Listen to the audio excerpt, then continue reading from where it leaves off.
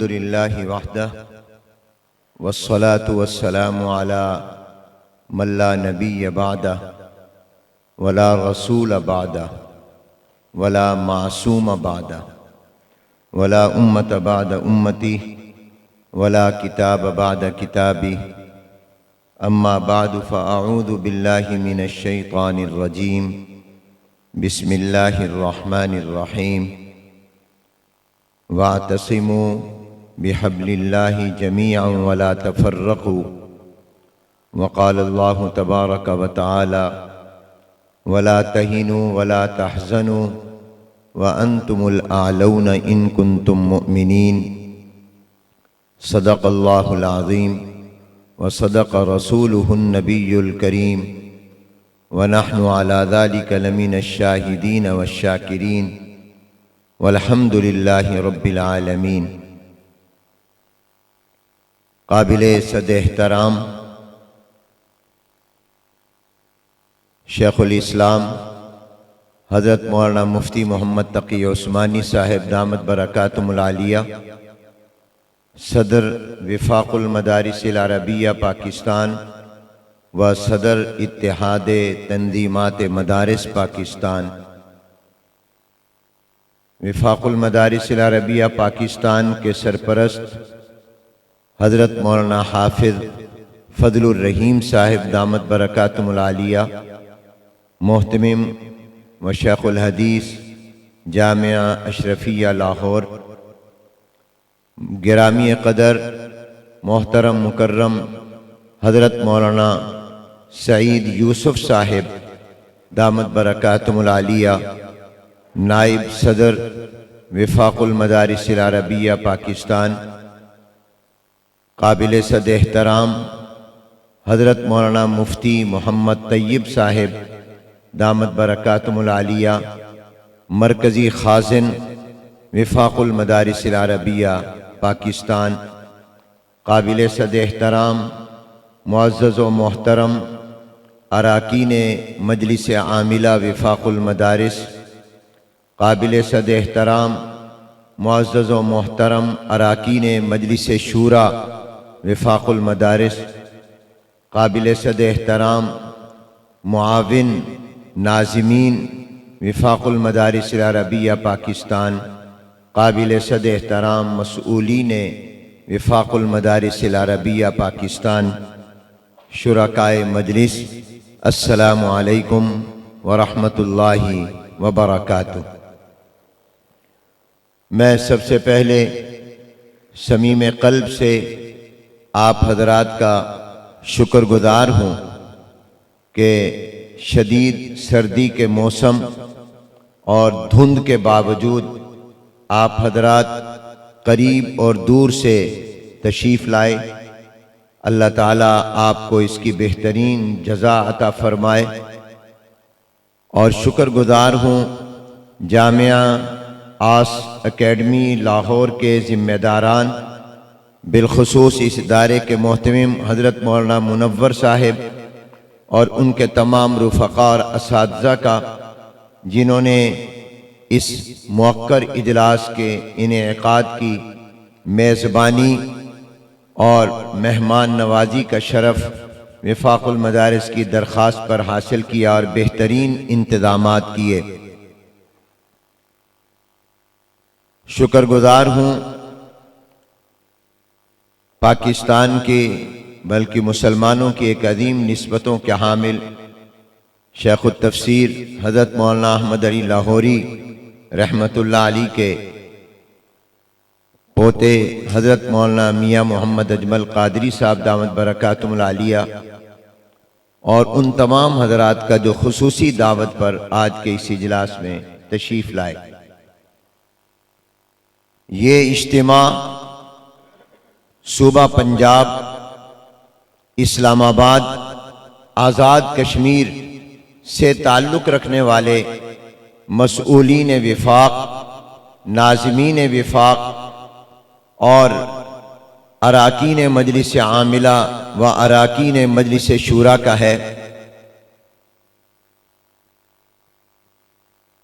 مجھ سے پہلے بہت سے حضرات نے اظہار خیال فرمایا۔ دل تو یہ چاہتا تھا اور چاہتا ہے کہ آپ میں سے ایک ایک کی رائے گرامی کو ہم خود سنیں اور آپ سب اظہار خیال فرمائیں اور ہم اس سے استفادہ کریں، لیکن وقت کی کمی اور موسم کی صورتحال کی بنا پر ہم تمام حضرات کی رائے سے استفادہ نہیں کر سکے، اس لیے کہ کوشش یہ ہے کہ آپ حضرات کی واپسی بھی جلد ہو جائے اور آپ اپنی منزلوں پر یا منزلوں کے قریب رات کے موسم سے پہلے پہلے پہنچ جائیں۔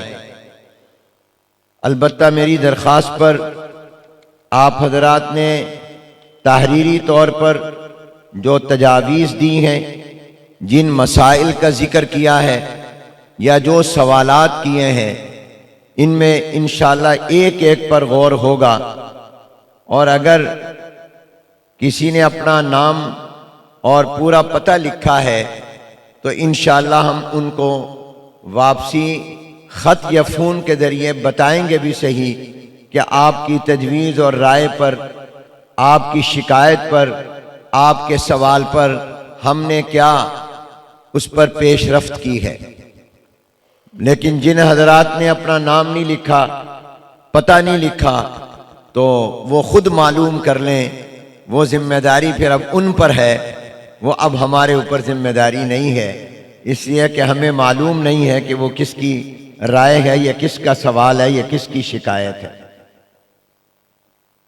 بعض چیزوں کا تعلق عمومی ہے، اس لیے میں کوشش کروں گا کہ موجودہ صورتحال آپ کے سامنے رکھوں اور پھر اصل جوہری خطاب حضرت مولانا مفتی محمد تقی عثمانی صاحب دامت برکاتہم العالیہ کا ہوگا۔ اللہ تبارک و تعالی نے دینی علوم کی بقا اور تحفظ کے لیے آپ کو ذریعہ اور سبب بنایا ہے۔ دینی مدارس کی برکت سے الحمدللہ دینی علوم اپنی اصل اور مکمل شکل میں، قرآن و سنت کے علوم، نبوت اور وحی الہی کے علوم اپنی اصل اور مکمل شکل میں باقی ہیں، اور اس کا سبب اور ذریعہ اللہ نے علماء کرام کو اور دینی مدارس و جامعات کو بنایا ہے۔ اور دینی مدارس کے تحفظ کے لیے اللہ نے اور دینی مدارس کی تنظیم کے لیے اللہ نے وفاق المدارس ہمیں عطا کیا ہے۔ میں اکثر یہ بات کہا کرتا ہوں اور یہ امر واقعہ ہے کہ دنیا میں اب تقریباً ہر ملک میں آپ حضرات کے ہی فیض یافتہ حضرات نے مدارس قائم کیے ہیں، افریقہ میں بھی، برطانیہ میں بھی، امریکہ میں بھی، یورپ کے کئی ملکوں میں مکاتب اور مدارس الحمدللہ قائم ہوئے ہیں، مگر دنیا کے ہر ملک میں مدرسہ تو موجود ہے، وفاق المدارس کہیں نہیں ہے۔ وفاق المدارس الحمدللہ آپ کے وطن عزیز پاکستان میں۔ آپ دینی علوم کے چوکیدار اور پہرے دار ہیں، اور وفاق المدارس آپ چوکیداروں کا چوکیدار ہے، آپ پہرے داروں کا پہرے دار ہے۔ مدرسہ بنا ہے دینی علوم کی اشاعت اور اس کی تدریس اور اس کی حفاظت کے لیے، اور وفاق بنا ہے ان مدارس کی اور مراکز علوم دینیہ کی حفاظت کے لیے۔ وفاق المدارس 1956-57 میں اس کے حوالے سے مشورہ شروع ہوا، 1959 میں یہ باقاعدہ قائم ہوا۔ 1959 سے آج ہم 2025 میں ہیں، تو آپ اندازہ لگا لیں کہ یہ کوئی جمعہ 8 دن کی بات نہیں ہے، یہ الحمدللہ 60 سال سے زائد عرصے پر محیط یہ ادارہ ہے۔ 1959 سے لے کر آج 2025 تک الحمدللہ یہ ادارہ نہ صرف یہ کہ قائم ہے، بلکہ وقت کے ساتھ ساتھ یہ ترقی بھی کر رہا ہے۔ وفاق المدارس کے قیام کے بنیادی طور پر 3 مقصد ہیں۔ پہلا مقصد اکابرین نے جو وفاق بنایا وہ مدارس کا اتحاد، مدارس کو متحد کرنا اور ایک وحدت کی لڑی میں پرونا، وحدت مدارس و جامعات، اتحاد مدارس و جامعات، یہ وفاق کا بنیادی مقصد۔ دوسرا بنیادی مقصد جامعیت نصاب، کہ زمانے کے تقاضوں کے ساتھ ساتھ اس کی اصل روح کو برقرار رکھتے ہوئے ضرورت کے مطابق، دینی ضرورتوں کے مطابق مدارس کے نصاب کو جامع بنانا، یہ دوسرا بڑا مقصد ہے وفاق کا۔ اور تیسرا بڑا مقصد تنظیم مدارس، کہ مدارس کو منظم کرنا۔ یہ تین بڑے مقصد ہیں وفاق المدارس کے۔ نمبر ایک وحدت مدارس و جامعات، نمبر دو جامعیت نصاب تعلیم مدارس، اور نمبر تین تنظیم مدارس۔ آپ اگر وفاق کی تاریخ کو اٹھا کر دیکھیں تو آپ کو یہ تین بنیادی مقصد نظر آئیں گے۔ الحمدللہ جہاں تک مدارس کی وحدت، جمعیت کی بات ہے، یہ وفاق ہے جس نے کراچی سے پشاور، کوئٹہ سے گلگت، مظفر آباد تک کے چھوٹے بڑے مدارس کو الحمدللہ تسبیح کے دانوں کی طرح وحدت کی لڑی میں پرویا ہے۔ اور آج ہم اپنے درمیان بہت سے رائے کے اختلاف کے باوجود ایک چھت کے نیچے اگر اکٹھے ہوتے ہیں تو وہ چھت وفاق المدارس ہے، جس کے نیچے ہم جمع ہو کر الحمدللہ اپنے اختلاف آراء کے باوجود الحمدللہ متحد ہوتے ہیں اور فیصلہ کرتے ہیں۔ اور یہی ہمارے بقا اور تحفظ کی ضمانت ہے، ہماری وحدت، ہماری جمعیت۔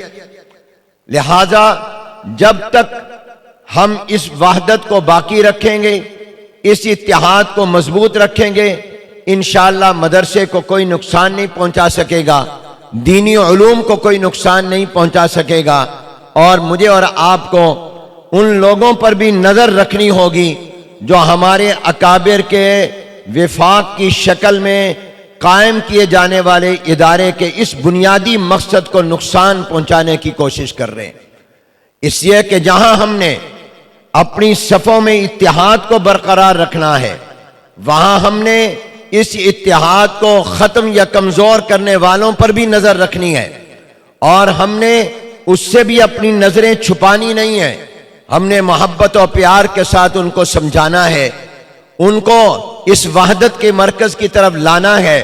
اور اگر پھر بھی کوئی نہ سمجھے تو پھر قرآن نے مجھے اور آپ کو وَعَلَى الثَّلَاثَةِ الَّذِينَ خُلِّفُوا حَتَّى إِذَا ضَاقَتْ عَلَيْهِمُ الْأَرْضُ بِمَا رَحُبَتْ وَضَاقَتْ عَلَيْهِمْ أَنفُسُهُمْ وَظَنُّوا أَن لَّا مَلْجَأَ مِنَ اللَّهِ إِلَّا إِلَيْهِ۔ اس کی طرف بھی ہمیں پھر غور کرنا ہے کہ جو وحدت کو توڑنے کی کوشش کرے، اس جمعیت کو نقصان پہنچانے کی کوشش کرے، دانستہ یا نادانستہ کرے، تو اس حوالے سے ہمارے لیے کیا راستہ ہے، وہ راستہ بھی مجھ سے بہتر آپ حضرات جانتے ہیں۔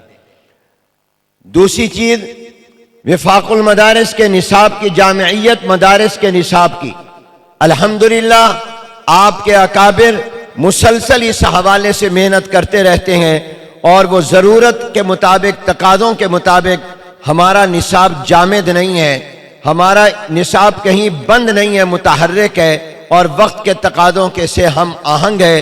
بننے سے لے کر آج کے دن تک وفاق کے ہر دور میں نصاب کمیٹی رہی ہے، اور وہ نصاب کمیٹی تجربہ کار مدرسین پر، علماء پر مشتمل رہی ہے، جو ضرورت کے مطابق وفاق کے نصاب میں تبدیلی کرتے رہتے ہیں۔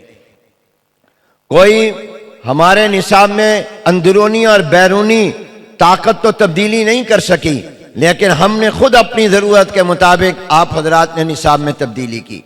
مدارس کی تنظیم الحمدللہ آپ دیکھیے، ایک دور تھا کہ ایک طالب علم قدوری پڑھ رہا ہے، ساتھ مشکات بھی پڑھ رہا ہے، کہیں کنز پڑھ رہا ہے، ساتھ مختصر المعانی پڑھ رہا ہے، لیکن وفاق کی برکت سے ہمارے مدارس کا نظام تعلیم منظم ہوا، درجہ بندی ہوئی، اور ہر تحتانی درجے میں کامیاب ہونا فوقانی درجے کے امتحان اور تعلیم کے لیے ضروری قرار پایا۔ آج میں کہہ سکتا ہوں کہ الحمدللہ وفاق کی شکل میں ہمارے مدارس منظم ہوئے اور ہمارا تعلیمی معیار الحمدللہ آج جس جگہ پر ہے، اگر وفاق نہ ہوتا تو اس سے بہت نیچے ہی انحطاط کی جگہ پر جا چکا ہوتا۔ اللہ کا فضل ہے کہ وفاق کی وجہ سے جہاں مدارس کی وحدت قائم ہوئی، جہاں نصاب تعلیم کی وحدت ہوئی، جہاں امتحانی نظام کے اندر وحدت آئی، وہاں الحمدللہ ہمارے تعلیمی معیار کو بھی برقرار رکھنے میں اور سنبھالا دینے میں اس دور انحطاط و زوال میں بھی وفاق نے بہت بڑی خدمت سر انجام دی ہے۔ اب اس کے بعد میں چاہوں گا اختصار کے ساتھ کہ تازہ ترین صورتحال آپ کے سامنے عرض کروں۔ اس وقت عام مدارس کو 3 بڑے مسئلے درپیش ہے۔ ایک مسئلہ مدارس کی رجسٹریشن کا ہے، دوسرا مسئلہ بینک اکاؤنٹ کا ہے، اور تیسرا مسئلہ آئے دن مدارس کے اندر ایجنسیوں کی کوائف طلبی کے نام پر خوف زدہ، ہراساں اور پریشان کرنے کا اور ایجنسیوں کے اہلکاروں کی مداخلت کا ہے۔ جہاں تک مدارس کی رجسٹریشن کا تعلق ہے، آج تک پاکستان بننے سے لے کر اب تک مدرسے نے کبھی رجسٹریشن سے انکار نہیں کیا۔ بہت سے مدارس 1947 میں پاکستان بننے کے بعد 1950-51 میں رجسٹرڈ ہو گئے۔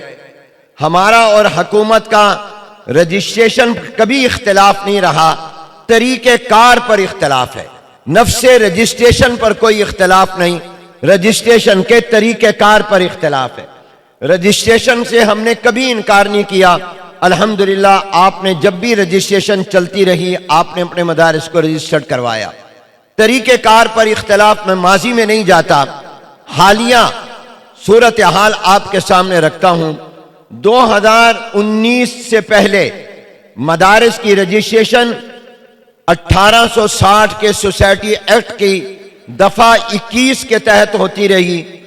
پہلے مدرسہ 1860 کی رجسٹریشن ایکٹ کے تحت رجسٹرڈ ہوتا تھا۔ 2004-05 میں پرویز مشرف کے دور میں دفعہ 21 کا اضافہ ہوا، اس کے تحت مدارس رجسٹرڈ ہوتے رہے۔ 2017 میں حکومت نے مدارس کی رجسٹریشن تجدید کو بند کر دیا، اور اس کے بعد پھر 2019 سے پہلے 2018 میں پاکستان کو ایک عالمی مالیاتی ادارے FATF نے اپنی نگرانی میں رکھ لیا اور پاکستان کو نگران ملکوں کی لسٹ میں شامل کر دیا، اور پھر FATF نے اپنے مطالبات کی ایک بڑی فہرست حکومت پاکستان کے سامنے رکھی۔ اگرچہ اس میں نام تو مدرسے کا نہیں، مگر آپ ان شرائط میں غور کریں تو اکثر شرائط کا تعلق مدارس کے ساتھ، دینی تعلیم کے ساتھ، دینی قوتوں کے ساتھ تھا، اور اس کا بین السطور یہی تھا کہ مدرسے کو کسی طرح پابند کیا جائے، مدرسے کو کنٹرول میں لیا جائے۔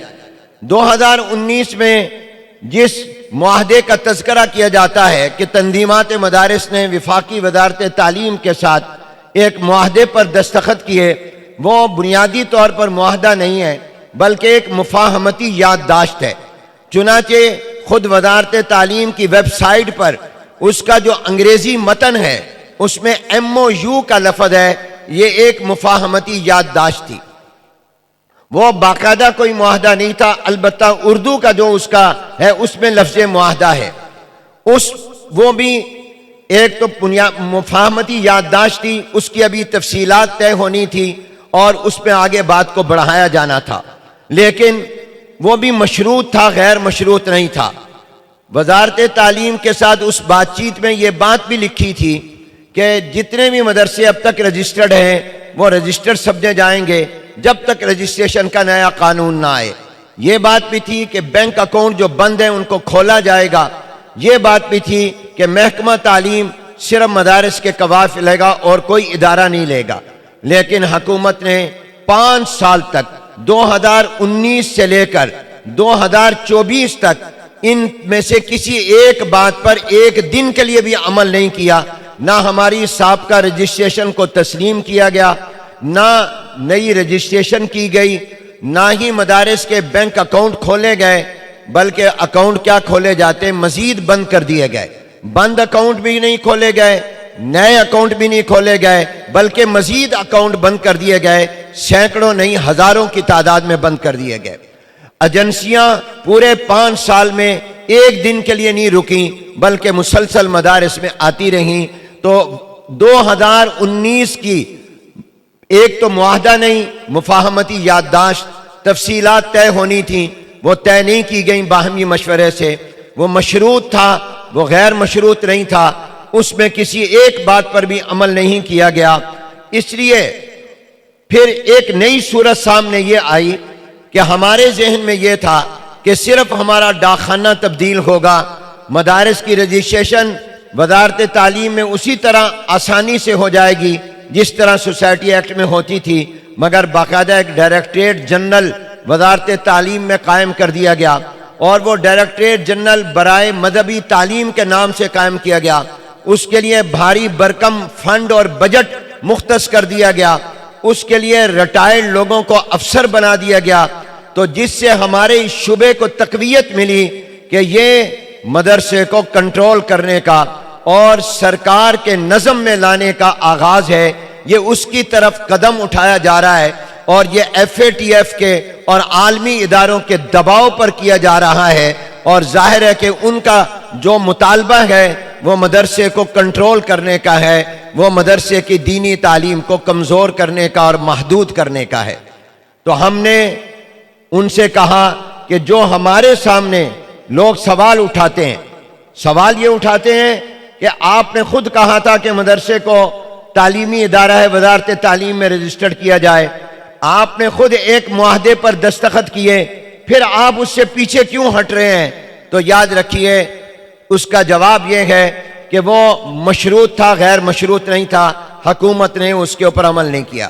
دوسرا، بعد میں جو اقدامات کیے گئے ان اقدامات سے کوئی اتفاق نہیں کیا گیا تھا، اور ان اقدامات نے اس شعبے کو تقویت دی کہ مقصد مدرسے کو کنٹرول کرنا ہے، صرف تعلیمی ادارہ مان کر وزارت تعلیم میں رجسٹرڈ کرنا نہیں ہے۔ ان وجہ سے ہم نے کہا کہ ہم پیچھے کی طرف جائیں گے، سوسائٹی ایکٹ کی طرف جائیں گے۔ پھر جب ہم فریق ہیں اور حکومت فریق ہے، تو جب فریقین کسی معاہدے کو آپس میں خود طے کر لیں اور تبدیل کر لیں تو ان کو حق ہوتا ہے۔ چنانچہ جب موجودہ جو فروری میں انتخابات پچھلے سال ہوئے، اس سے 1.5 سال کے عرصے میں PDM کی حکومت تھی، تو اس وقت بھی موجودہ وزیر اعظم تھے، ان کے ساتھ تنظیمات مدارس کی میٹنگ ہوئی۔ ہم نے ان کے سامنے اپنے شبہات، سوالات رکھے کہ یہ جو ہماری آپ کی یادداشت تھی، اس نے کی وجہ سے ہمیں اس کے بعد جو اقدامات ہوئے یہ اشکالات ہیں، تو اس لیے ہم چاہتے ہیں کہ سوسائٹی ایکٹ میں دوبارہ ہم ادھر چلے جائیں۔ تو اس پر وزیر اعظم نے اتفاق کیا، گویا جس معاہدے کا حوالہ دیا جا رہا ہے اس معاہدے پر نظر ثانی تنظیمات مدارس اور حکومت دونوں نے مل کر کی، اور خود وزیر اعظم نے منظوری اس اجلاس میں دی کہ آپ کا مطالبہ درست آپ کے شبوں کی وجہ سے، لہذا ہم پھر آپ کو اختیار دیتے ہیں کہ آپ چاہیں سوسائٹی ایکٹ میں چلے جائیں، چاہیں وزارت تعلیم میں چلے جائیں۔ تو اس لیے یہ عنوان درست نہیں ہے کہ علماء اس معاہدے سے پیچھے ہٹ گئے، خود حکومت بھی اس معاہدے میں ترمیم پر آ گئی، اس لیے کہ جب انہوں نے ہمارے سوالات اور تحفظات کو دیکھا تو پھر وہ خود بھی پیچھے ہٹے۔ لہذا اصل چیز کیا ہے؟ ہم سمجھتے ہیں کہ وزارت تعلیم میں اس موجودہ تناظر میں اور عالمی دباؤ کے نتیجے میں جس رجسٹریشن کی بات کی جا رہی ہے، یہ دراصل مدرسے کو کنٹرول کرنے، اس کی خودداری کو، اس کی خود مختاری کو، اس کی حریت فکر و عمل کو ختم کرنے کی کوشش ہے۔ یہ اس کا پہلا قدم ہے۔ ہم سب کچھ قربان کر سکتے ہیں، مدرسے کی آزادی کو قربان نہیں کر سکتے۔ اس وجہ سے ہمارا یہ موقف ہے۔ اور سوسائٹی ایکٹ یہ صرف کارخانوں فیکٹریوں کے لیے نہیں ہے، بلکہ سوسائٹی ایکٹ میں اس وقت بھی کئی تعلیمی ادارے رجسٹرڈ ہیں، کئی فلاحی ادارے رجسٹرڈ ہیں، آج بھی مسجدیں اس میں رجسٹرڈ ہیں، آج بھی کئی ہسپتال اس میں رجسٹرڈ ہیں، کئی فلاحی تنظیمیں اس میں رجسٹرڈ ہیں۔ اصل میں یہ قانون پرائیویٹ اداروں کے لیے ہے۔ وزارت تعلیم میں رجسٹریشن سرکار کے حوالے مدرسہ کرنا ہے، اور سوسائٹی ایکٹ کا مطلب اور مقصد جو ہے وہ ادارہ پرائیویٹ ہے، کچھ لوگوں نے مل کر بنایا ہے، تو اس لیے ہم اپنے مدرسے کو پرائیویٹ رکھنا چاہتے ہیں، سرکاری نہیں بنانا چاہتے۔ اور یہ بات جو ہم کہہ رہے ہیں، ہم کوئی ایک دن یا ایک رات میں سوئے اور خواب آ گیا، خواب دیکھا اور صبح اٹھ کر اپنی رائے بتا دی، نہیں، اس پر کم از کم اس فقیر کی جو آپ کے سامنے کھڑا ہے، ان اکابر کی سرپرستی میں 45 سال کی جدوجہد ہے، اور میں 45 سال کے دن رات جس نظم سے وابستہ ان حضرات کی سرپرستی اور رہنمائی میں رہا ہوں، میں قسم بھی کھاؤں تو حانث نہیں ہوں گا کہ ہر دور میں، ہر زمانے میں حکومت کی طرف سے مدارس کے لیے جتنی بھی تجویزیں اور منصوبے آئے ہیں، ان کا بنیادی مقصد مدرسے کی آزادی کو ختم کرنا ہے۔ میں اس پر قسم بھی کھاؤں تو حانث نہیں ہوں گا۔ اور مختصر لفظوں میں میں یہ کہتا ہوں کہ وہ چاہتے ہیں کہ مدرسہ سکول بن جائے، اور ہم چاہتے ہیں سکول مدرسہ بن جائے۔ وہ کہتے ہیں آپ دینی تعلیم دیں، لیکن اس کو کم کر دیں، اس کو محدود کر دیں، اس کی جگہ پر آپ عصری تعلیم زیادہ لے آئیں۔ تو آپ بتائیے، کیا ہم نے مدرسہ اس مقصد کے لیے بنایا ہے؟ اس لیے ہم نے دینی تعلیم کی بقا کے لیے کبھی کسی ایسے منصوبے کو قبول نہیں کیا۔ ایک تو یہ آپ سے عرض کرنا۔ اب آپ سوچیں گے ہوا کیا؟ یہ جو 26ویں آئینی ترمیم کے موقع پر ترمیمی بل مدارس کی رجسٹریشن کا پیش ہوا ہے، اس میں شیخ الاسلام حضرت مولانا مفتی محمد تقی صاحب دامت برکاتہ العالیہ کی قدم قدم پر رہنمائی، اور قائد جمعیت حضرت مولانا فضل الرحمان صاحب دامت برکاتہ العالیہ کی محنت، یہ اس کا بہت بڑا حصہ اور دخل ہے۔ وہ کیا پاس ہوا ہے؟ اس میں ایک تو یہ ہوا کہ ہمارا یہ موقف مان لیا گیا، قانونی طور پر مان لیا گیا، پارلیمنٹ کے دونوں ایوانوں میں، قومی اسمبلی اور سینٹ میں متفقہ طور پر اپوزیشن نے بھی، حکومت نے بھی اس بات کو تسلیم کر لیا کہ مدرسے کی رجسٹریشن وہ سوسائٹی ایکٹ کے تحت چاہے تو کرا لیں، وزارت تعلیم میں چاہیں تو کرا لیں، آرڈیننس بعد میں آیا، اس نے وزارت تعلیم کی بھی بات کی، رجسٹریشن سے ہمارا موقف یہ مانا گیا کہ مدرسہ سرکاری نہیں، پرائیویٹ ہے، آزاد تھا، آزاد ہے، آزاد رہے گا انشاءاللہ۔ پہلی اللہ نے کامیابی یہ دی کہ ہمارے موقف کو، ورنہ اس کو بلڈوز کر دیا گیا تھا، ختم کر دیا گیا تھا، اور ایک انتظامی حکم کے ذریعے کیا گیا تھا۔ دوسری کامیابی جو اللہ نے ہمیں عطا کی کہ یہ جو بل ہے، یہ مولانا فضل الرحمان نے پیش نہیں کیا، یہ کسی پرائیویٹ ممبر نے پیش نہیں کیا، یہ خود وزیر قانون نے پیش کیا، اور یہ خود سرکار نے پیش کیا ہے۔ تو جب خود سرکار نے پیش کیا ہے تو پھر کابینہ یا اس کے وزراء یہ کہیں کہ مولوی پیچھے ہٹ گئے ہیں، تو ہمارا جواب یہ ہے کہ آپ پیچھے ہٹے ہیں، یہ بل تو آپ نے پیش کیا ہے، ہم نے تو نہیں پیش کیا۔ ہماری کامیابی یہ ہوئی کہ سرکار نے، وزیر قانون نے خود پیش کیا۔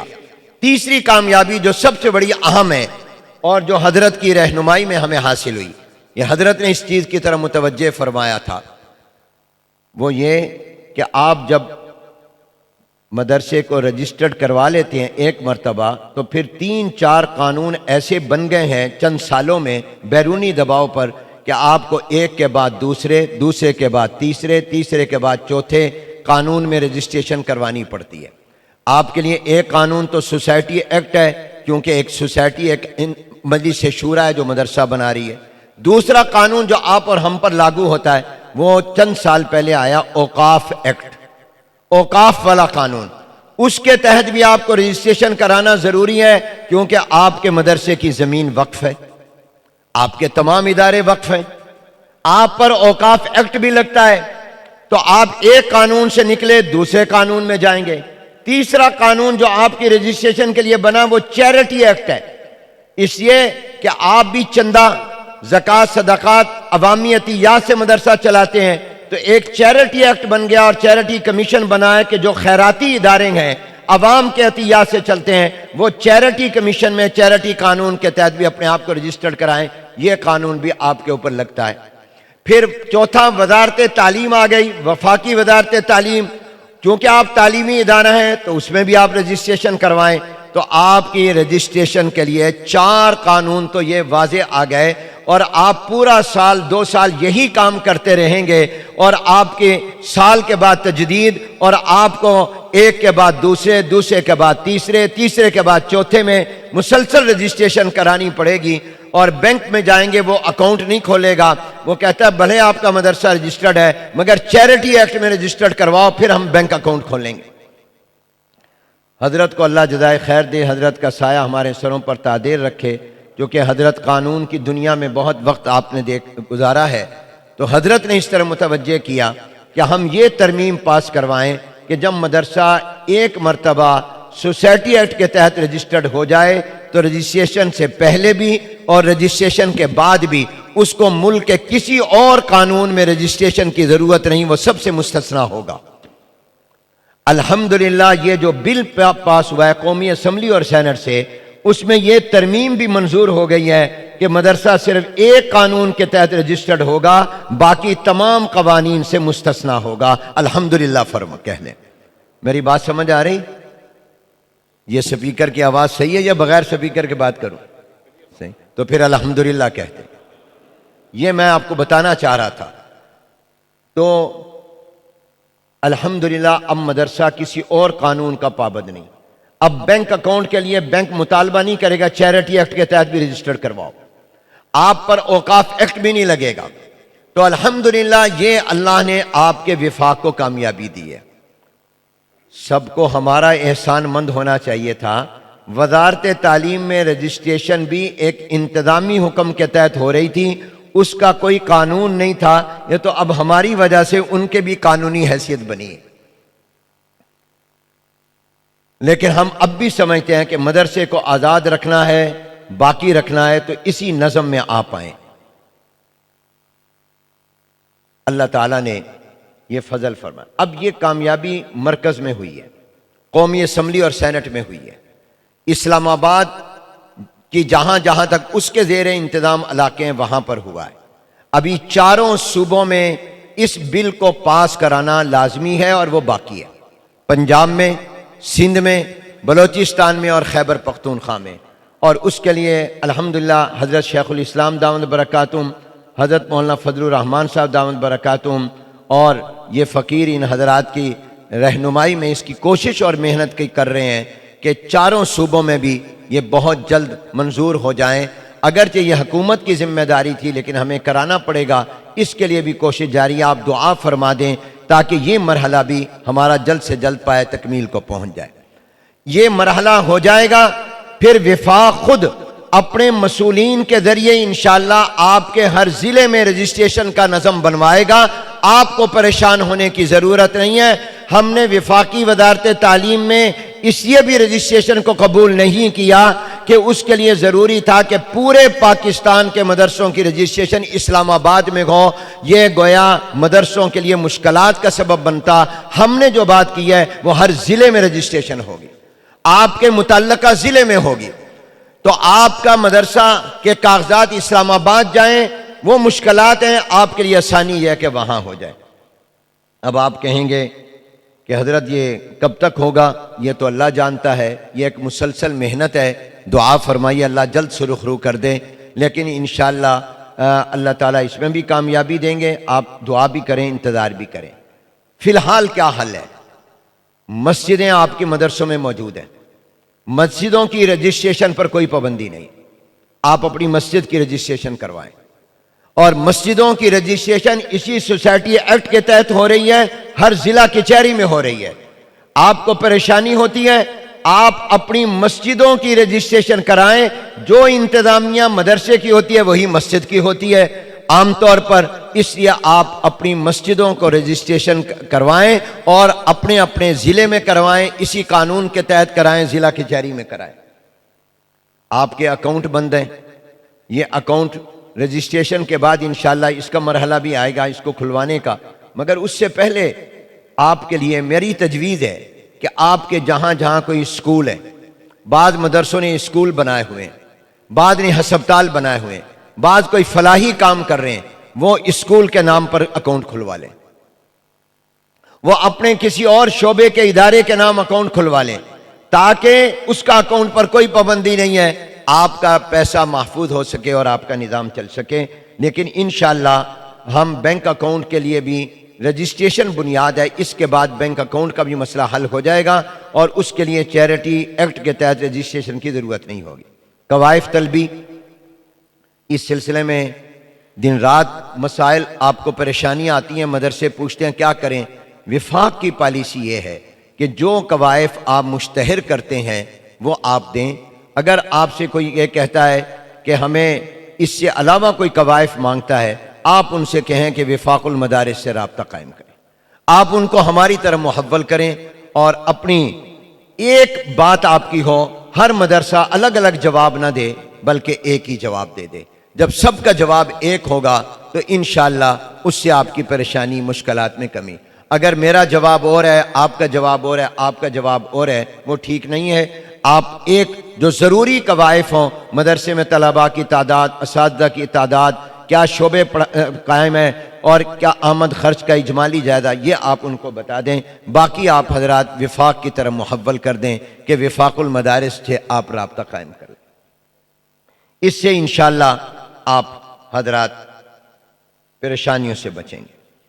امتحانات کی آمد ہے، بہت بڑا نظم ہے امتحانات کا۔ اس اجتماع میں مسئولین بھی موجود ہیں۔ پہلے تو ہم نے خیبر پختونخوا، بلوچستان، سندھ میں اجلاس کیے صرف مسئولین کے اور علاقائی ناظمین کے، مگر یہ اجلاس جو پنجاب کی سطح پر پہلے نہیں ہو سکا تھا، اس میں وسعت دی، اراکین شورا کو بھی بلایا اور اسی طرح ہم نے اپنے اراکین عاملہ، اراکین امتحانی کمیٹی کو بھی بلایا۔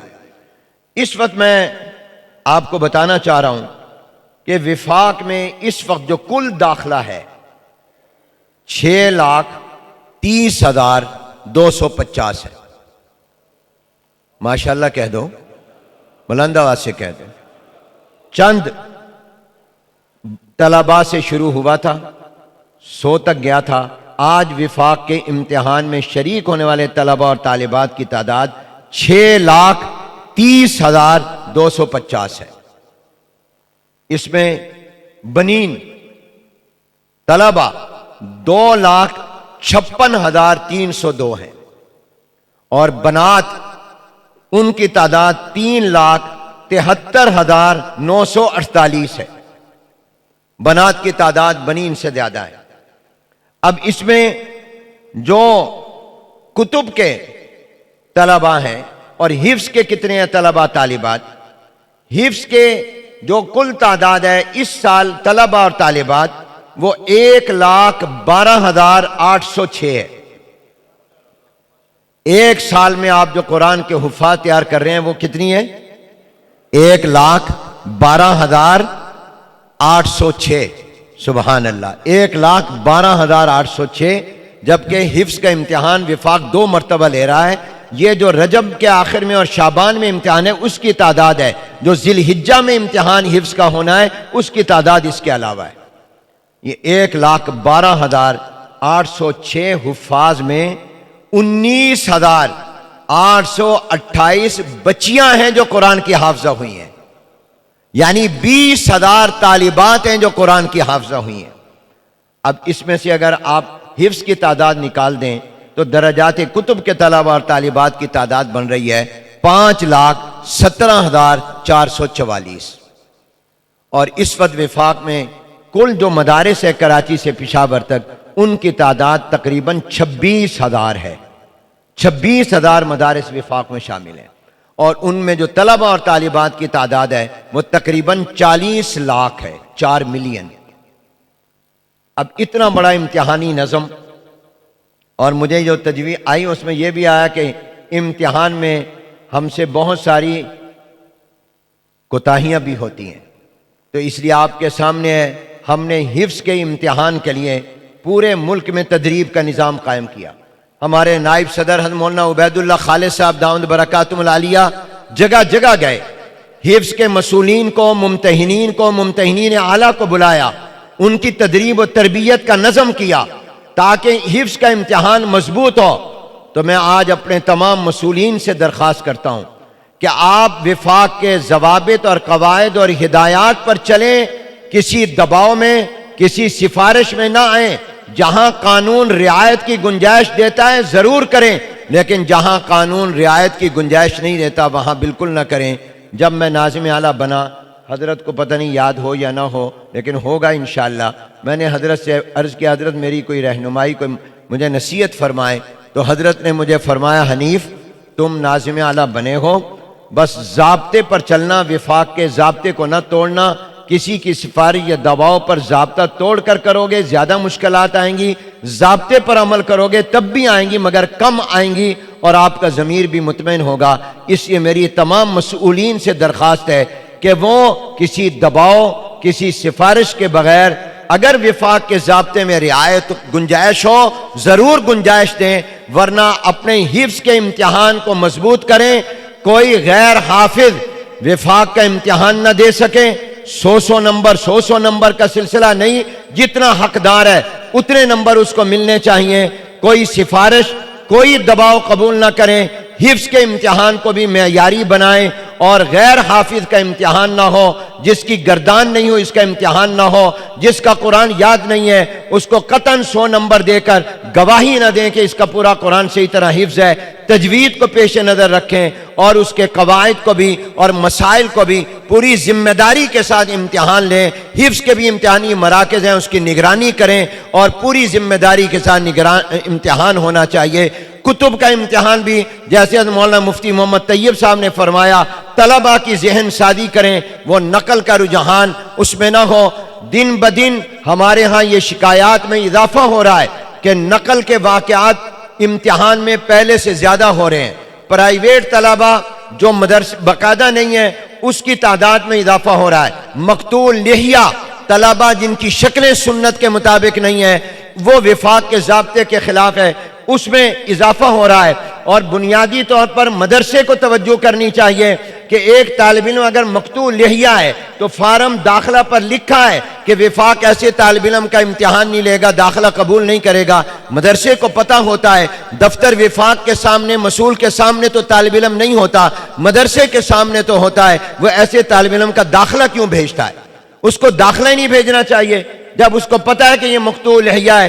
بعد میں اس کا امتحان کالعدم ہوتا ہے، مشکلات پیدا ہوتی ہیں، کئی عدالتوں میں لوگ ہمیں لے کر جاتے ہیں، ہم پھر وہاں وفاق کا مقدمہ لڑتے ہیں۔ تو مدرسے کو چاہیے کہ وہ وفاق کے قواعد، ضوابط، ہدایات پر عمل کریں اور وفاق کے اصولوں کی خلاف ورزی نہ کریں۔ ہمارا امتحان شفاف ہو، محفوظ ہو اور اصل امتحان امانت کا اور دیانت کا ہے، اس کا بھی خیال رکھا جائے۔ وفاق نے ایک پورا نظم اب بنا دیا ہے، اوپر صدر ہیں، اوپر سرپرست ہیں، پھر صدر کے ساتھ 4 نائب صدر ہیں، پھر ایک ناظم اعلیٰ ہے، اس کے ساتھ 4 صوبوں میں ایک ناظم ہے، پھر صوبوں کے اندر ڈویژن 1 یا 2 کی سطح پر مدارس کی تعداد کے اعتبار سے علاقائی معاون ناظم ہیں، پھر ہر ضلع میں ضرورت کے مطابق کہیں 1، کہیں 2، کہیں 3 مسئول ہیں۔ اور میں شکر گزار ہوں وفاق المدارس لاہور کے مسئولین حضرت مولانا مفتی خرم یوسف صاحب، حضرت مولانا اویس صاحب، حضرت مولانا قاری عبداللہ مدنی صاحب، یہاں کی رابطہ کمیٹی اور یہاں کے علماء کا جنہوں نے اس اجتماع کے لیے فرداً رابطے کیے اور اس نظم کو کامیاب بنایا۔ اب لوگ مجھے فون کرتے ہیں، کئی سوال مجھ سے کرتے ہیں۔ پہلی بات تو یہ ہے کہ وفاق کے ضابطے نہیں پڑھتے، ہدایات نہیں پڑھتے، کئی ہم نے امتحان پوری باتیں کھول کر وفاق نے دی ہوئی ہیں، آپ ان کا مطالعہ کریں، ان کو پڑھیں، اور کہیں کوئی پریشانی مدرسے کو آئے وہ سب سے پہلے اپنے مسئول سے رابطہ کرے۔ اگر مسئول سے وہ مسئلہ حل نہ ہو یا اس سوال کا جواب اس کے پاس نہ ہو تو مسئول اپنے علاقائی ناظم سے رابطہ کرے۔ اگر علاقائی ناظم کے پاس جواب نہ ہو یا وہ مسئلے کو حل نہ کر سکے وہ صوبے کے ناظم سے رابطہ کرے۔ اگر صوبے کے ناظم سے وہ مسئلہ حل نہ ہو اور اس کے لیے کوئی مشکل ہو وہ اپنے صوبے میں موجود نائب صدر سے رابطہ قائم کرے۔ اگر اس سے بھی مسئلہ حل نہ ہو تو پھر یہ ناظم اعلیٰ دن رات آپ کی خدمت کے لیے حاضر ہے، پھر آپ مجھ سے رابطہ کریں۔ میں انشاءاللہ 24 گھنٹے آپ کی خدمت کے لیے موجود تھا اور موجود ہوں جب تک میری زندگی ہے۔ یہ ایک نظم ہے، اس نظم کے مطابق آئیں، اس نیٹ ورک کے مطابق آئیں۔ آپ اپنی یہ وفاق نے ارتکاز ختم کیا ہے، آپ کے دہلیز تک وفاق کا ذمہ دار نمائندہ بنایا ہے، اور جو مسئولین ہیں میں خاص طور پر ان سے درخواست کرتا ہوں، ایک زمانہ تھا جب عام مسئولین امتحانات تھے، آپ کے نام کے ساتھ لکھا جاتا تھا مسئول برائے امتحان وفاق۔ اب عام مسئولین امتحان صرف نہیں ہے، عام مسئولین وفاق ہیں۔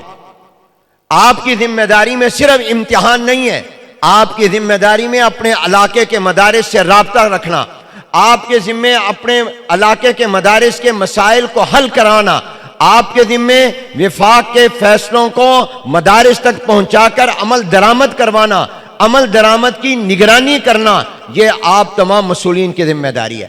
آپ کا رابطہ اپنے معاون ناظم سے کمزور ہے، معاون ناظم کا رابطہ صوبائی ناظم سے کمزور ہے، صوبائی ناظم کا رابطہ اپنی اراکین عاملہ سے کمزور ہے، اور ان کا اپنے نائب صدر سے کمزور ہے، اور پھر ناظم اعلیٰ تو آپ کے لیے موجود ہے، اس سے بھی آپ کا رابطہ جہاں ضرورت ہو وہ مضبوط ہونا چاہیے۔ اس طرح آپ کی مشکلات اور مسائل کو حل کرنے میں انشاءاللہ ہمیں مدد ملے گی۔ میں حضرت نے چونکہ ان کا مجھے احساس ہے، اس لیے میں یہ جتنی بھی آپ کی تجاویز ہیں، باقی میں 2-3 باتیں اس لیے عرض کر دوں کہ بنات کا نصاب اس وقت زیر غور ہے۔ 6 فروری کو حضرت کی زیر صدارت ملتان میں انشاءاللہ وفاق المدارس کی نصاب بنات کی اوپر غور کرنے کے لیے نصاب کمیٹی کا اجلاس ہوگا۔ آپ حضرات کی کوئی بھی تجوید ہو وہ آپ کوشش کریں 1 ہفتے کے اندر اندر آپ بنات کے نصاب میں اپنی جو آراء ہیں وہ ہمیں بھیج دیں، تاکہ ہم وہ نصاب کمیٹی کو پہلے بھیج دیں، وہ اس پر غور کر لیں اور ہم بنات کے نصاب کو بہترین کر لیں۔ اس کے علاوہ نصاب کمیٹی کے اجلاس میں انشاءاللہ القراءۃ الراشدہ کی تمارین کے حوالے سے، دیوان حماسہ کے منتخب ابواب کے حوالے سے، فلکیات کے موضوع پر کتاب کے حوالے سے بھی نصاب کمیٹی غور کرے گی۔ اس پر جو اب تک کام ہو چکا ہے وہ کام وہاں آئے گا، وہ بھی ہم کوشش کریں گے نئے تعلیمی سال سے پہلے شعبان رمضان میں آپ کو بتا دیں۔ اس لیے آپ اپنی جو آراء فلکیات کے کتاب اور مضمون کے حوالے سے ہوں، دیوان حماسہ کے منتخب ابواب کے حوالے سے ہوں، القراءۃ الراشدہ کی تمارین کے حوالے سے کوئی رائے ہو، 1 ہفتے کے اندر اندر ہمیں دے دیں۔ بنات کے نصاب کے حوالے سے کوئی رائے ہو وہ بھی آپ ہمیں دے دیں تاکہ ہم اس پر غور کر سکیں۔ متوسطہ کا نصاب، یہاں بات آئی عصری، میں دہراتا نہیں، حضرت اس پر فرمائیں گے انشاءاللہ کہ آپ حضرات ضرور اپنے جہاں وسائل موجود ہیں سکول قائم کریں، کالج قائم کریں، یونیورسٹیاں قائم کریں۔ آج مغربی نظریات اور مغربی تہذیب جو سب سے بڑا چیلنج ہے وہ بذریعہ تعلیم ہم پر حملہ آور ہے، اس لیے ہمیں اس کے مقابلے کے لیے اس تعلیمی میدان میں بھی قدم رکھنا ہوگا۔ آپ کے اکابر نے بھی الگ سکول بنائے تھے۔ خیر المدارس میں میرے دادا حضرت مولانا خیر محمد صاحب رحمۃ اللہ علیہ نے جہاں مدرسہ بنایا، 7 پرائمری سکول بنایا، قاسم العلوم کا پرائمری سکول تھا، دارالعلوم کبیر والا کا پرائمری سکول تھا، اور بہت سے مدارس میں ہمارے اکابر نے بنائے تھے۔ تو آپ کو چاہیے کہ آپ جہاں سکول، کالج، یونیورسٹی بنا سکتے ہیں، وسائل ہوں تاکہ ہم اس نسل کی حفاظت کر سکیں، آپ ضرور کریں۔ جہاں تک مدرسوں میں عصری مضامین کی، اس میں 2 باتیں اختصار سے۔ پہلی بات تو یہ ہے کہ جب سے ہم نے متوسطہ میں جاری کیا ہے، عصری انگلش ہے، سائنس ہے، ریاضی ہے، معاشرتی علوم ہے، اس میں مدارس کی ایک بڑی تعداد اس کو بددلی کے ساتھ پڑھاتی ہے، خوش دلی کے ساتھ نہیں۔ اس کو اہمیت دیں، ان مضامین کو اہمیت کے ساتھ پڑھایا کریں۔ حضرت کی زیر نگرانی، آپ کی تجویزوں میں بھی یہ بات آئی تھی، میں بتا دوں کہ عمل شروع ہے۔ حضرت کی زیر نگرانی ہم اپنے عصری مضامین کا اپنا نصاب تیار کروا رہے ہیں۔ ہم پہلے مرحلے میں 8ویں کی یعنی متوسطہ سال سوم کی معاشرتی علوم، متوسطہ سال سوم میں انگریزی کی کتاب اور سائنس کی کتاب، ریاضی کی کتاب، اردو کی کتاب، یہ ہم اپنی نگرانی میں وفاق تیار کرا رہا ہے، اور حضرت اس کی سرپرستی فرما رہے ہیں، اور کروڑوں روپیہ اس پر وفاق خرچ کر رہا ہے۔ اور حضرت نہ صرف یہ کہ ان مواد کی نگرانی کر رہے ہیں، ان اخراجات میں بھی حضرت سرپرستی فرما رہے ہیں۔ اللہ تعالی حضرت کی عمر میں برکت دے۔ بلکہ ابھی ہم اسلام آباد گئے تھے، رابطہ عالم اسلامی نے عورتوں کی تعلیم پر ایک کانفرنس کی، تو حضرت کی حالانکہ طبیعت ٹھیک نہیں تھی، مگر اس وقت بھی حضرت کے پاس وہ کتابیں جو ہم نے اس موضوع پر تیار کرائیں وہ ساتھ تھیں۔ ساری رات حضرت ان کا مطالعہ کرتے رہے، ان کو پڑھتے رہے۔ ہم چاہتے ہیں سائنس کی کتاب، ریاضی کی کتاب، انگلش کی کتاب، معاشرتی علوم، اردو کی کتاب، ہم پہلے مرحلے میں 8ویں کا، چونکہ وفاق متوسطہ سال سوم کا امتحان لیتا ہے تو ہم اس کی کتابیں تیار کروا رہے ہیں۔ کوشش یہ تھی کہ رمضان تک چھپ جائے، شوال میں آپ کے پاس آ جائیں، لیکن رات حضرت نے فرمایا کہ میں نے جب ان کتابوں کو دیکھا ہے اس میں ابھی مزید محنت کی ضرورت ہے، اس لیے ہم جلدی نہ کریں، تو اگر رمضان تک نہ ہم کر سکے تو کوشش کریں گے عید الاضحیٰ تک وہاں چھپ کر مدرسے میں پہنچ جائیں۔ خود وفاق چھپوائے گا، وفاق آپ کے کو دے گا۔ تو میں نے عرض کیا کہ حضرت بالکل جیسے آپ کا اطمینان ہونا چاہیے، کیونکہ ان کتابوں کو انشاءاللہ سکول والے بھی لیں گے اور دوسرے لوگ بھی اس سے تاکہ فائدہ اٹھائیں۔ تو انشاءاللہ یہ ہم نے پہلے مرحلے میں کیا، لیکن اس کے بعد انشاءاللہ 6ٹھی 7ویں کی کتابیں بھی، اور پہلی سے لے کر 5ویں تک کی بھی، اور پھر 9ویں اور 10ویں کی بھی، یعنی پہلی سے لے کر 10ویں تک کا عصری مضامین کا نصاب وفاق اپنا تیار کروائے گا انشاءاللہ۔ اور میٹرک تک کی تعلیم جو بنیادی تعلیم ہے یہ ہم اپنے درس نظامی کے طلباء کو بھی انشاءاللہ دیں گے، اس کا نظم بنائیں گے، لیکن اس کے بعد پھر اسپیشلائزیشن ہے، اس کے لیے آگے پھر آپ الگ کالج بنائیں، یونیورسٹیاں بنائیں، سکول بنائیں۔ اس بات کی ضرورت ہے کہ ایوانوں میں اور سرکاری اداروں میں ہمارے لوگ ہونے چاہیے، تب ہم کامیاب ہو سکیں گے۔ حضرت مولانا قاری محمد طیب صاحب کی رائے اور کئی حضرات کی یہ رائے، حضرت قاری احمد میاں تھانوی صاحب کی یہ جو انہوں نے رائے دی یہ درست ہے، اور اس پر وفاق الحمدللہ عمل کر رہا ہے اور مزید انشاءاللہ اس پر عمل کرے گا۔ آپ کے یہ اکابر دن رات آپ کی خدمت میں لگے ہوئے ہیں۔ اپنے مدرسوں میں تربیت کی طرف بھی توجہ دیں، اپنے طلباء کی تربیت کی طرف ذرا زیادہ محنت کی جائے، تربیت کی ضرورت ہے۔ اور اس کے ساتھ ساتھ اس بات کا بھی خیال رکھا جائے کہ عربی کا ہمارے حضرت اس بات پر بہت زور دے رہے ہیں کہ آپ اپنے مدرسوں میں عربی کا ماحول بنائیں، آپ کا طالب علم دورے سے فارغ ہو جائے، وہ عربی عبارت پڑھ سکے، سمجھ سکے، عربی میں گفتگو کر سکے۔ آپ کے تمام مدارس عربی ہیں، اور وفاق المدارس کا نام جو ہے اس کے اندر بھی وفاق المدارس العربیہ پاکستان ہے، تو اس لیے عربی کی طرف بھی آپ حضرات توجہ دیں۔ معیار تعلیم کو بلند کریں۔ معیار تعلیم کو مزید بہتر کرنے کے لیے وفاق نے 2 بڑے اہم فیصلے کیے ہیں، ان پر بھی اراکین عاملہ، اراکین شورا، مسئولین، علاقائی معاون ناظمین نگرانی کریں، عمل درآمد کرائیں۔ ایک تو یہ کہ وفاق کے ضابطے میں آن لائن تعلیم کی اجازت نہیں ہے۔ ہم نے حضرت سے عرض کیا حضرت بہت سے مدرسے آن لائن تعلیم دے رہے ہیں اور ملک اور بیرون ملک وہ پڑھا رہے ہیں، تو اچھا ہے، دینی تعلیم تو عام ہو رہی ہے۔ تو حضرت نے فرمایا، اور پھر وفاق نے عاملہ میں فیصلہ کیا، حضرت کی بھی اور باقیوں کی بھی یہ رائے تھی کہ لوگ آن لائن تعلیم جو دے رہے ہیں وہ دیں، اچھی بات ہے، لوگوں تک دینی علوم پہنچیں، لیکن وفاق اپنے امتحانی نظام کا اس کو حصہ نہیں بنائے گا۔ وہ دین کا فائدہ ہے، اس سے نہیں ہم روکتے، وہ کریں، لیکن ہمارے ہاں صرف یہ نہیں ہوتا کہ پڑھانا ہے، بلکہ طالب علم استاد سے سیکھتا ہے، وہ طالب علم استاد کو دیکھتا ہے، وہ استاد کے سامنے بیٹھ کر پڑھتا ہے، یہی سلسلہ ہے۔ اس لیے اگر آن لائن پڑھ رہا ہے تو استاد کو کیا پتا کہ اس کی وضع قطع شریعت کے مطابق ہے یا نہیں، سنت کے مطابق ہے یا نہیں، وہ استاد کے عمل سے کیسے سیکھے گا۔ اس لیے ہم نے اپنے تعلیمی نظام کا، تو مسئولین اس پر نظر رکھیں کہ اگر کسی نے آن لائن تعلیم کی داخلے بھیجے ہیں، ہمیں بعد میں ہی پتہ چل گیا، ہم وفاق کے ضابطے پر عمل کریں گے، وہ امتحان کالعدم قرار دے دیں گے۔ اس لیے آپ اس پر نظر رکھیں، آن لائن تعلیم جو دے رہا ہے اس سے نہ روکیں، وہ تعلیم دیتے رہیں، فائدہ دین کا ہوتا رہے، لیکن وفاق اس کا امتحان لے کر اپنی سند جاری نہیں کرے گا۔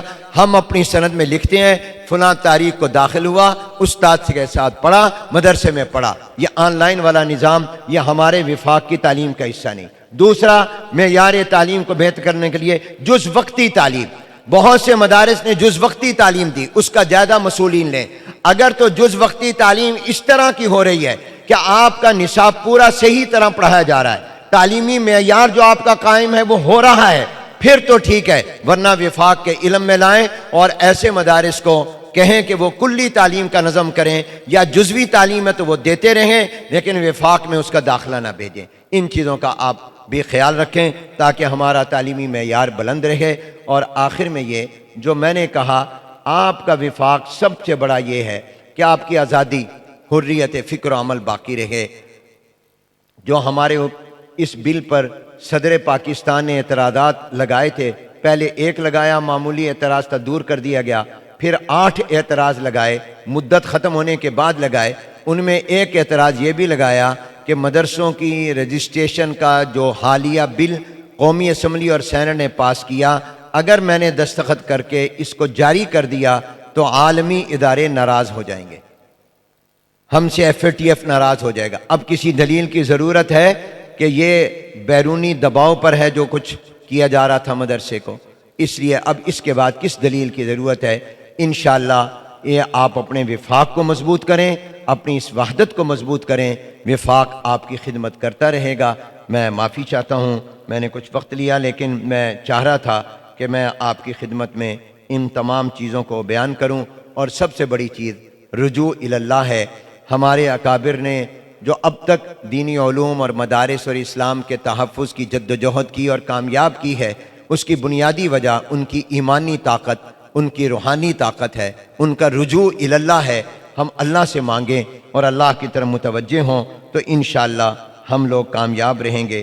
اور ایک بات یہ بھی عرض کر دوں کہ آپ دینی تعلیم کی اہمیت اور ضرورت کی طرف بھی اپنے علاقوں میں اجتماعات، جمعے کے خطبات میں لوگوں کو متوجہ کریں۔ اگرچہ ہماری تعداد ہر سال بڑھ رہی ہے، طلباء طالبات کی، مدارس کی بھی، مگر جو تناسب آبادی کے بڑھنے کا ہے اس کے اعتبار سے دینی تعلیم کے اندر ابھی اتنا اضافہ نہیں ہو رہا۔ آبادی جس تیزی سے بڑھ رہی ہے اس کے اعتبار سے دینی تعلیم کی طرف جتنا رجحان ہونا چاہیے اتنا نہیں ہو رہا۔ اس کو موضوع بنائیں جمعے کے خطبات کا بھی اور علاقوں میں اجتماعات کا بھی، کہ لوگوں میں دینی تعلیم کی اہمیت کو، ضرورت کو بھی اجاگر کریں تاکہ زیادہ سے زیادہ دینی تعلیم کی طرف لوگ آئیں۔ وآخر دعوانا ان الحمدللہ۔